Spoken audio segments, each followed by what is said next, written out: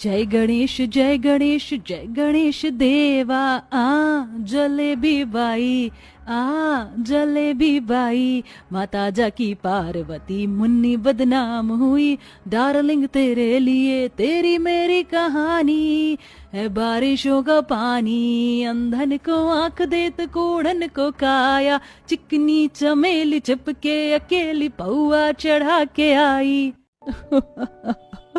अरे सावित्री, तेरी बड़ी बहू कैसी आरती गा रही है। इसकी शादी को तो बहुत टाइम हो गया ना। ये सब क्या चल रहा है अनीशा?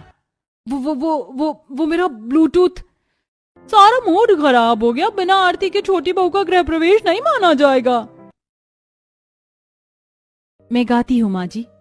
जय गणेश जय गणेश जय गणेश देवा, माता जाकी पार्वती पिता महादेवा, बोलो गणपति बप्पा की जय। अरे वाह माधवी बहू, तुम तो बहुत मीठा गाना गाती हो। क्या सुरीली आवाज है तुम्हारी। ये तो है।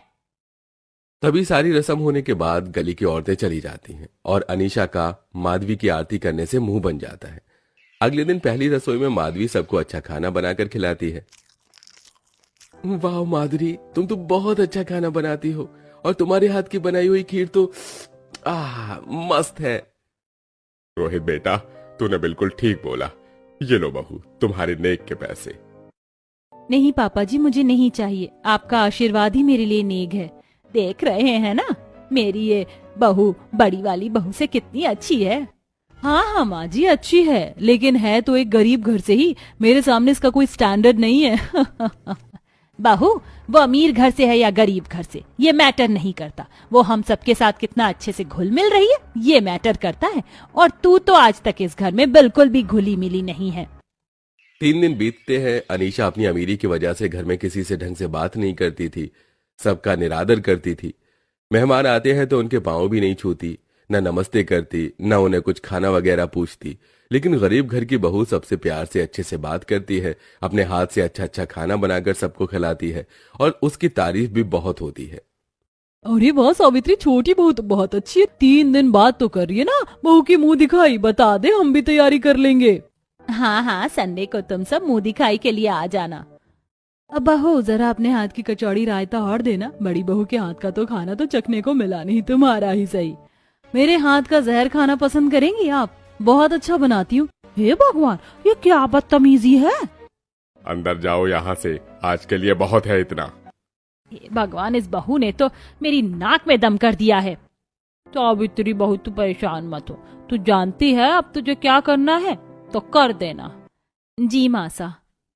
कुछ दिन बाद घर में गरीब बहू की मुंह दिखाई होती है, जहां सारे मेहमान और गली के लोग आ जाते हैं और सब लोग बहू के घूंघट को हटाकर उसे अनगिनत तोहफे देते हैं। फिर सावित्री, बहू मैं तुम्हें जो देने वाली हूँ वो इस घर का खानदानी हीरो का हार है जो अब मैं तुम्हें सौंपती हूँ। ये कहकर सास अपनी बहू को खानदानी हीरो का हार पहना देती है। हाँ बहू, और मेरी तरफ से ये मेरी शादी की पायल तुम्हारी हुई। खानदानी है ये भी, लेकिन हीरो का हार और भी पुराना है। माँ जी, इतने महंगे हार को मैं कैसे रख सकती हूँ। बहू तुम इसकी हकदार हो और कितनी हिफाजत से ये रखोगी ना ये भी हम जानते हैं। तुम बड़ी बहू की तरह लापरवाही और घमंडी नहीं हो। घर में सबका ख्याल रखती हो, हमारे बोलने से पहले ही सारे काम कर देती है, टाइम से अपने पापा जी को भी दवाई देती हो, दोनों बेटों का लंच पैक कर देती हो। और क्या चाहिए।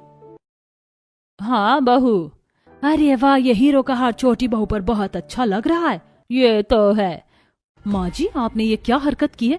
इस घर की बड़ी बहू मैं हूँ, तो ये खानदानी हीरो का हार मुझे मिलना चाहिए, ना कि इस गरीब घर की बहू को। ना तो इसे रखना आएगा, ना ही इस पर अच्छा लगेगा। ये आप मुझे पहना दीजिए। तुमने घर में रहकर ऐसा कौन सा तीर चलाया जो हीरो का खानदानी हार मैं तुम्हें दे दूं?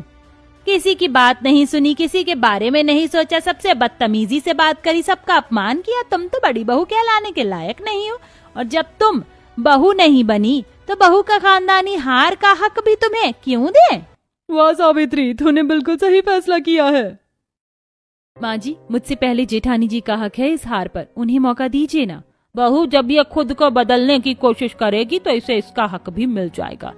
आप सबने बिल्कुल ठीक कहा। जब मैंने बहू होने का फर्ज नहीं निभाया तो ये खानदानी हीरो का हार भी माधवी का होना चाहिए। मैं खुद को बदलने की कोशिश करूंगी।